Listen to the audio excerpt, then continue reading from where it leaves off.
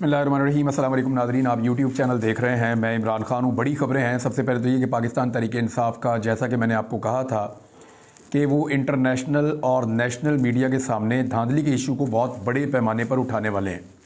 ये मामला अब सुप्रीम कोर्ट में भी गया है, लेकिन पहले ये आप देखें कि पाकिस्तान तहरीक इंसाफ ने इसको किस अंदाज में उठाया। इस्लामाबाद के एक निजी होटल में तमाम पाकिस्तान तहरीक इंसाफ के उन लोगों को बुलवाया गया जो कि या तो अहम ओहदों के ऊपर तैनात हैं, या उन लोगों को बुलवाया गया जिनको धांधली के साथ इलेक्शन हरवाया गया है। तो पाकिस्तान तहरीक इंसाफ की क़यादत वहाँ पे जमा हुई और इतने बड़े पैमाने पे प्रेस कॉन्फ्रेंस में ऐसे लोग नहीं बैठते जितने बड़े पैमाने पे यहाँ पे लोग बैठे हुए थे। तहरीक इंसाफ ने पूरे आदाद व शुमार सामने रख दिए। उन्होंने बताया कि हमें फार्म 45 के मुताबिक इंतखाबी नताइज नहीं दिए गए, फार्म 47 के साथ धांधली की गई है और वहाँ पर टेम्परिंग की गई है, गलत रिकॉर्ड मुरतब करके गलत नतीजे फराहम किए गए हैं। ये जनाब पाकिस्तान तहरीक इंसाफ का इल्ज़ाम है। और तहरीक इंसाफ के लोग पाकिस्तान के मुख्तलिफ़ शहरों से, यानी सिंध से, खैबर पख्तूनख्वा से, पंजाब से, बलूचिस्तान से वो वहाँ पे पहुँचे और वो अपना रिकॉर्ड लेकर पहुँचे। उन सब के पास उनके फार्म 45 भी मौजूद थे और उन्होंने भरपूर तरीके से अपना मुकदमा आलमी मीडिया के सामने और पाकिस्तानी मीडिया के सामने रखा है। तो आज का दिन जो है वो इलेक्शन कमीशन के लिए और धांधली करने वालों के लिए बड़ा सख्त दिन साबित हुआ, बड़ा मुश्किल दिन साबित हुआ, क्योंकि इस प्रेस कॉन्फ्रेंस की गूंज बहुत दूर तक सुनाई देगी और पूरी दुनिया के अंदर इसकी आवाज़ उठेगी। क्योंकि इतने बड़े पैमाने पर कभी भी उम्मीदवार इकट्ठे होकर एक साथ धांधली का दावा नहीं करते। और ये वो पार्टी है जिनका लीडर उनको मैसर नहीं है, यानी लीडरलेस पार्टी है। लीडर जो है वो जेल में है और कारकुन अपने तौर पे या पार्टी के लोग अपने तौर पे इस तरह के डिसीजंस ले रहे हैं। तो ये एक बड़ा इकट्ठ था, इसको एक बड़ी कामयाबी कहा जा सकता है और उन्होंने अपना पूरा मौक़िफ़ सही तरीके से दुनिया के सामने रखा है। मुख्तलिफ लोगों ने मुख्तलिफ स्टेटमेंट दिए, लेकिन उसका लुब्बे लुबाब ये है कि पाकिस्तान तहरीक इंसाफ का कहना है कि हमारे पास जो टोटल नशिस्तें थी वो 179 हैं, यानी 179 हमारी टोटल सीटें होनी चाहिए फार्म 45 के मुताबिक। 179 का आपको मतलब पता है? इसका मतलब है कि 2/3 मेजॉरिटी से भी ज़्यादा, 2/3 अक्सरियत से भी ऊपर जो है वो पाकिस्तान तहरीक इंसाफ का क्लेम है कि उनके पास अक्सरियत है कौमी असम्बली में। तो 179 सीटें वो कह रहे हैं जी हम जीते हैं, और हमारी जो सीटें छीनी गई हैं उनकी तादाद वो बता रहे हैं 85 है। 85 कौमी असम्बली की नशिस्तें पाकिस्तान तहरीक इंसाफ से छीनी गई हैं। अच्छा, 85 नशिस्तें टोटल PMLN ने ना पिछले इलेक्शन में जीती थी, ना PMLN ने इस इलेक्शन में 85 नशिस्तें जीती हैं। यानी नवाज शरीफ पूरा जोर लगा के जितना जीत पाता है ना, उससे ज़्यादा इमरान खान से छीन कर, फिर भी इमरान खान अभी सबसे बड़ी पॉलिटिकल पार्टी है पाकिस्तान की, सबसे ज़्यादा पार्लियामेंट में उनकी नुमाइंदगी है। ये है पाकिस्तान तहरीक इंसाफ की रियलिटी। और अभी तक धांधली करने के बावजूद तब्दीली नहीं आ सकी, यानी अभी तक धांधली करने के बावजूद PMLN नंबर 1 पार्टी नहीं बन सकी। इस वक्त इस प्रेस कॉन्फ्रेंस के बाद जो है वो एक और बड़ी अहम खबर है, मैं आपके साथ वो भी शेयर कर देता हूँ। और ये खबर है जी इस्लामाबाद से, सुप्रीम कोर्ट ऑफ पाकिस्तान से। खबर ये बताती है कि 8 फरवरी के जो इंतखाबात हैं उनको कलअदम करार दिया जाए। ये एक दरख्वास्त दायर की गई थी सुप्रीम कोर्ट ऑफ पाकिस्तान में, और 3 रुकनी बेंच है जो जस्टिस कादी फाइज ईसा साहब की सरबराही में इस मुकदमे को सुनेगा। अली खान नामी शहरी है जिसने ये दरख्वास्त दायर की। उसने कहा जी 8 फरवरी का इंतखाब जो है उसे कलअदम करार दें, फारिग कर दें उस इंतखाब को। वजह यह है कि उसके अंदर बहुत ज़्यादा धांधली हुई है और इस वक्त तक जो रिज़ल्ट हैं वो इस खबर के अंदर लिखे हैं। लेकिन एक्चुअली बात यह है कि 8 फरवरी का इंतखाब क्या चलता रहेगा या फारिग हो जाएगा, मेरे ख्याल में कुछ भी कहना कबल अज़ वक्त है। जो मुझे दिखाई दे रहा है वो ये है कि पाकिस्तान तहरीक इंसाफ के लोग मुख्तलिफ जगहों पे भागते रहेंगे, दर दर भटकते रहेंगे और कोशिश करते रहेंगे, निज़ाम के साथ टक्कर मारते रहेंगे, और एक वक्त आएगा कि उनको इंसाफ मिलना शुरू हो जाएगा। देखिए, मैं कभी भी मायूस नहीं होता और अदलिया से तो बिल्कुल मायूस नहीं होता। देर ब देर आपको इंसाफ मिल जाता है। अभी मिलना ज़रा मुश्किल है, आने वाले दिनों में मिल जाएगा। मुझे ऐसा दिखाई देता है कि ये 85 सीटें जो पाकिस्तान तहरीक इंसाफ से छीनी गई हैं, 85 सीट्स, इनमें से अगर कुछ ना भी करेंगे तो पाकिस्तान तहरीक इंसाफ को 40 से 45 सीटें मिल जानी चाहिए, और अगर वो भी उनको मिल जाती हैं तो वो सिंपल मेजॉरिटी से भी आगे निकल जाएंगे। तो इस सूरत हाल का फ़ायदा पाकिस्तान तहरीक इंसाफ को वफाक में होगा और शहबाज शरीफ की हुकूमत गिर सकती है। लेकिन ये फैसले कब होंगे, कैसे होंगे, इस बारे में भी कुछ भी नहीं कहा जा सकता। पाकिस्तान पीपल्स पार्टी और PMLN मिलकर हुकूमत बना रहे हैं, इसके ऊपर भी मैं बात करता हूं। फजलुर रहमान साहब का जो स्टेटमेंट है उसमें फजलुर रहमान साहब ने एक तरदीद भी की है, यानी उन्होंने कल कहा था कि जनरल बाजवा और जनरल फैज़ हमीद साहब के कहने के ऊपर हम सारी जमातें मिलकर तहरीक-ए-एतमाद लाए थे और हमने इमरान खान की हुकूमत ख़त्म की थी। उनका कहना था कि ये फैसला बंद कमरों में हो चुका था कि इमरान खान की हुकूमत ख़त्म की जाएगी। हमारी सियासी जमातों ने सिर्फ इस किए हुए फैसले के ऊपर, उस दौर की एस्टेब्लिशमेंट ने जो फैसला किया था उसके ऊपर हमने सिर्फ मोहर लगाई थी, उसकी हमायत करके। एक्चुअली ये सब हो चुका था। फजलुर रहमान साहब आहिस्ता आहिस्ता खुल रहे हैं। उन्हें शिकवा शायद इस बात का है कि उनको वो सहूलतकारी नहीं दी गई जो नवाज शरीफ साहब को दी गई है। उन्हें शायद शिकवा इस बात का है कि वो जहन बना चुके थे कि शायद वो सदर पाकिस्तान बनेंगे, लेकिन वो नहीं बन पाए। बहुत बड़ा एहतजाज भी किया है मुख्तलिफ जमातों ने, और ये एहतजाज हुआ है हाईवे के ऊपर M9 पे। बहुत बड़ी तादाद में वहाँ पे मुजाहिरीन मौजूद थे धांधली के खिलाफ। तो धांधली के खिलाफ आज 2 बड़े इवेंट हुए हैं। एक इवेंट जो धांधली के खिलाफ हुआ है वो M9 के ऊपर हुआ है मोटरवे पे, और वहाँ पे जुमे की नमाज के जो मनाजिर हैं वो ऐसा लगता है बहुत बड़ी तादाद में लोग हैं, तो लोग लाजमन जब उनके साथ धांधली होगी तो लोग सड़क पे आएंगे ना। और दूसरा जो है वो पाकिस्तान तहरीक इंसाफ की एक प्रेस कॉन्फ्रेंस है। इसके बाद तहरीक इंसाफ ने अनाउंस भी कर रखा है कल के दिन के लिए कि वो एक बड़ा एहतजाज करेंगे मुल्क भर में धांधली के खिलाफ। तो आज उन्होंने अपना मौक़िफ़ जो है वो कौम के सामने रखा है, ना सिर्फ कौम के सामने बल्कि दुनिया के सामने रखा है आलमी मीडिया के ज़रिए से। अब आ रहे हैं पीपल्स पार्टी ने क्या मांगा। पीपल्स पार्टी जो है वो चाहती है कि चेयरमैन सेनेट उनका अपना बन जाए, यानी यूसुफ रज़ा गिलानी साहब अगर कौमी असम्बली की नशिस्त रखते हैं तो फिर वो स्पीकर कौमी असम्बली बन सकते हैं, लेकिन उन्हें शायद ये कहा गया है कि आप चेयरमैन सेनेट की तैयारी करें। वो चेयरमैन सेनेट बनेंगे, कौमी असम्बली की नशिस्त छोड़ेंगे।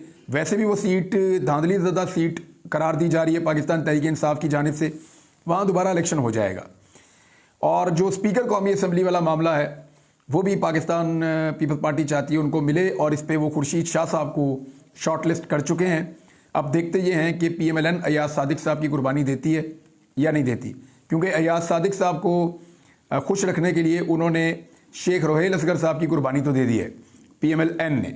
अब फजलुर रहमान साहब ने पहले जो स्टेटमेंट दिया था वो मैंने आपको बताया, वो ये था कि जनरल बाजवा जनरल फैज़ साहब के कहने पे उन्होंने ये किया, लेकिन उसके बाद उन्होंने अपना स्टेटमेंट बदला। उन्होंने कहा जी मैंने जनरल फैज़ का नाम गलती से ले लिया था, एक्चुअली वो उनके बाद आने वाले जो थे वो उनका नाम मुझे लेना था। तो उनके बाद आने वाले आप सब जानते हैं कि मौजूदा जो DGISI हैं उनके ऊपर फजलुर रहमान साहब का ये एलिगेशन है, और उनका ये कहना है कि ये सारा कुछ जो हुआ इमरान खान के खिलाफ तहरीक-ए-एतमाद का मामला, इस मामले के अंदर एस्टेब्लिशमेंट इन्वॉल्व थी, और इमरान खान साहब का जो मौक़िफ़ है कि उनको निकाला गया और ये फैसले बंद कमरों में हुए, तो फजलुर रहमान साहब ने उस मौक़िफ़ के ऊपर स्टैंप कर दिया। वो ये कह रहे हैं कि बिल्कुल ठीक कह रहे हैं इमरान खान, और वो इसकी जस्टिफिकेशन ये दे रहे हैं कि अगर उस वक्त मैं बात ना मानता उस वक्त की एस्टेब्लिशमेंट की, तो होता ये कि ये कहा जाता कि फजलुर रहमान इमरान खान को बचा रहा है। तो अभी फजलुर रहमान साहब के साथ खुद क्योंकि हालात बहुत पतले हो गए हैं, सिंध में उनके खिलाफ धांधली हुई है बहुत बड़ी, उनको ये लगता है, और खैबर पख्तूनख्वा में उनको जितवाया भी नहीं गया, तो उनकी शिकायत का अंबार बहुत बड़ा है। उनका बेटा जो है वो अभी भी चंद पोलिंग स्टेशंस के नतीजे का इंतज़ार कर रहा है कि शायद वो सीट मिल जाए। देखते हैं फजलुर रहमान साहब को सीट मिलती है या नहीं मिलती। अब आ जाए कि रिबटल क्या आया है। देखिए रिबटल जो है वो कुछ सहाफ़ी हैं जो ये कह रहे हैं कि जनरल फैज़ की तवस्सुत से उनका ये कहना है कि जनरल फैज़ ने कहा कि मैं तो नहीं था, बल्कि मैं तो उस वक्त था कोर कमांडर पेशावर। तो उसके ऊपर जो है वो मौक़िफ़ आ गया फजलुर रहमान साहब का कि एक्चुअली फैज़ हमीद का नाम मेरे मुंह से निकल गया, वो उनके बाद वाले थे।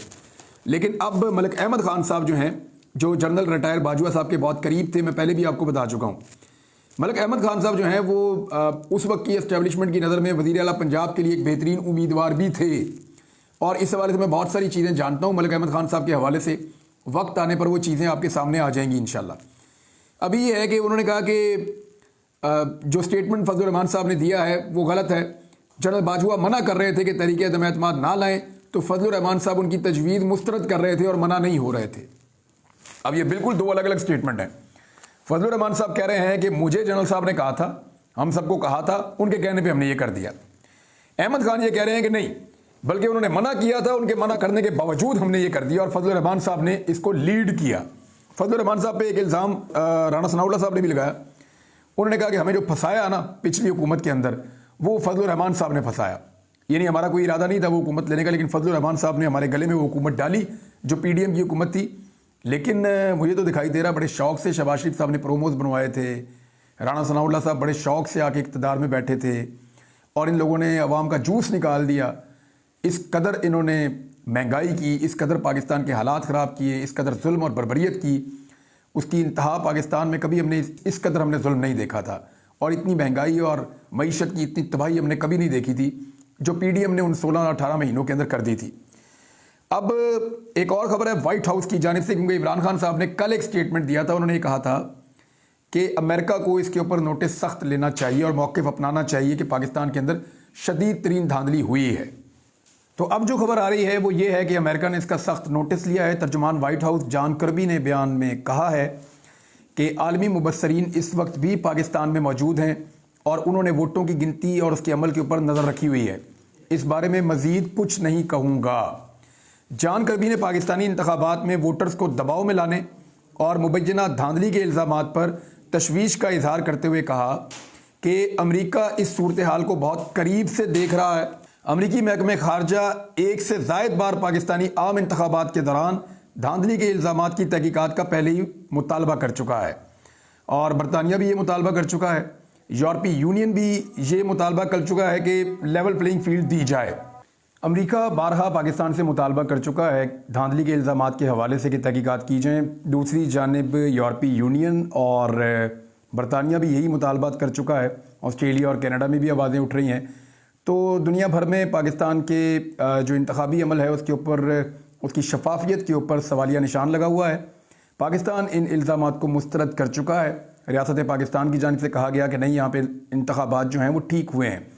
अब एक खदशा ये है कि अगर आलमी सतह पे इन इंतखाबात को मुस्तरद कर दिया जाता है या पाकिस्तान में आने वाली हुकूमत के मैंडेट को तस्लीम नहीं किया जाता तो ये एक और अजीब सूरत हाल होगी।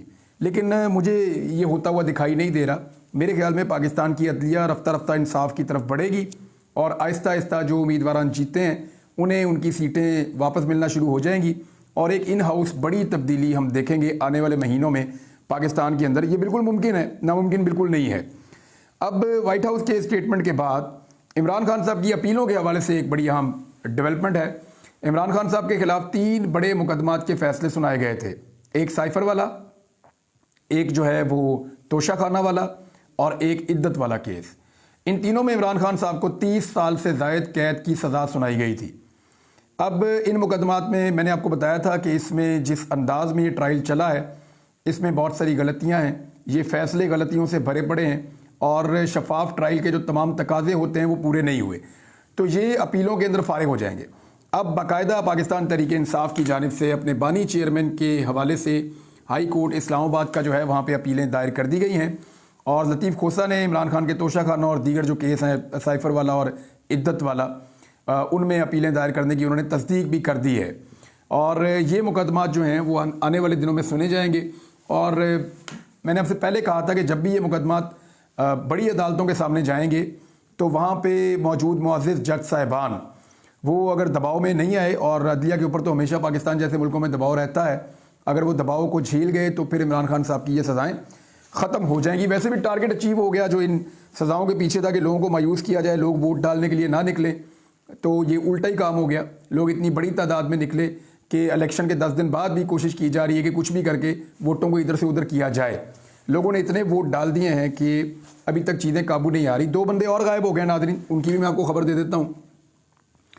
एक तो ब्रिगेडियर साहब हैं, ब्रिगेडियर घुमन साहब, और ये नौमुंतखब रुकन कौमी असम्बली हैं असलम घुमन साहब। इन्होंने पाक फ़ौज में खिदमात सर अंजाम दी हैं, ग़ालिबन ये ISI में भी रहे हैं। तो ब्रिगेडियर रिटायर असलम घुमन साहब ने इलेक्शन जीता था और उनकी जीत का नोटिफिकेशन भी जारी हो गया था। बकौल इनके करीबी लोगों के इनके ऊपर दबाव था कि ये IPP को ज्वाइन कर लें, तो इन्होंने ज्वाइनिंग नहीं दी। उसके बाद इनको अगवा कर लिया गया है। ये अब गायब हैं, इनके बारे में किसी को कुछ पता नहीं कि ये कहाँ चले गए हैं। अब 2 चीज़ें हैं, या तो ये बर्दाश्त करेंगे या फिर ये एक प्रेस कॉन्फ्रेंस करेंगे और किसी और पॉलिटिकल पार्टी को ज्वाइन कर देंगे पाकिस्तान तहरीक इंसाफ को छोड़कर। एक और जो खबर है वो ये है कि अहमद रशीद भट्टी साहब, ये बड़े ज़बरदस्त आदमी हैं। इन्होंने CSS किया था और यानी इनके ऊपर पहले टॉर्चर भी हुआ, इनके ऊपर बड़ी अजीब सूरत हाल का ये सामना करते रहे और काफ़ी पढ़े लिखे इंसान हैं। इन्होंने मुकाबले का इम्तिहान पास किया था और चंद साल उन्होंने नौकरी भी की थी CSS करने के बाद। लेकिन ये अपने नज़रियात के हाथों, क्योंकि बड़े नज़रियाती इंसान हैं और बड़े साफ़ इंसान हैं, तो इनको लगा कि मैं यहाँ पे रहकर इस सिस्टम का हिस्सा बन जाऊँगा, मैं इस सिस्टम को ठीक करने के लिए कोई काम करता हूँ। तो ये वो आदमी है जिसने अपनी नौकरी CSS वाली जो है उसको कुर्बान किया और पाकिस्तान को ठीक करने के लिए सियासत में कदम रखा। अब इसको भी गिरफ़्तार कर लिया गया है और इस शख्स के मुंह के ऊपर जिस तरह कपड़ा लपेट के इसको पेश किया गया, ये तो एक तौहीन आमेज़ सलूक है। लेकिन अब मुख्तलिफ लोग जो हैं वो इसके ऊपर आवाज़ उठा रहे हैं। उम्मीद है कि मियाँ अली अशफाक वो इनका केस लड़ेंगे, क्योंकि मियाँ अली अशफाक की बचपन की दोस्ती भी है भट्टी साहब से, और ये भट्टी साहब मैं जानता हूँ बड़े अच्छे इंसान हैं। मैं 2 दिन पहले इनके भाई के साथ मौजूद भी था और बातचीत हो रही थी कि बड़ी मुश्किलों से नतीजा हासिल किया उन्होंने, क्योंकि इन्होंने इलेक्शन जीता है नवाज शरीफ के घर से। यानी रायगंज जो है, नवाज शरीफ का जो घर है, फार्म हाउस है, उसके चारों तरफ से इन्होंने वोट हासिल करके कामयाबी हासिल की है और नवाज शरीफ साहब को उनके घर के अंदर घुसकर इस शख्स ने शिकस्त दी है। अब उसका ये गुस्सा है कि जब इनको पकड़ा गया तो उसके बाद इनके सर के ऊपर, इनके मुंह के ऊपर कपड़ा चढ़ाकर इनको पुलिस घसीट कर लेकर जा रही है। ये मनाजिर आपके सामने हैं। ये बहुत अफसोसनाक है। ऐसे जो इज़्ज़तदार लोग हैं और जो बेहतर लोग हैं, उन लोगों के साथ बेहतर सलूक होना चाहिए। अगर किसी ने गैर कानूनी या गैर आइनी हरकत की है तो कानून के मुताबिक उसके खिलाफ कार्रवाई होनी चाहिए, और कानून से हट के कोई भी चीज़ होगी वो हमें पीछे धकेल देगी, हम आगे नहीं बढ़ेंगे उसमें। नाज़रीन, अब तक के लिए इतने। अपना ख्याल रखिएगा, अपने इस चैनल का भी। अल्लाह हाफ़िज़।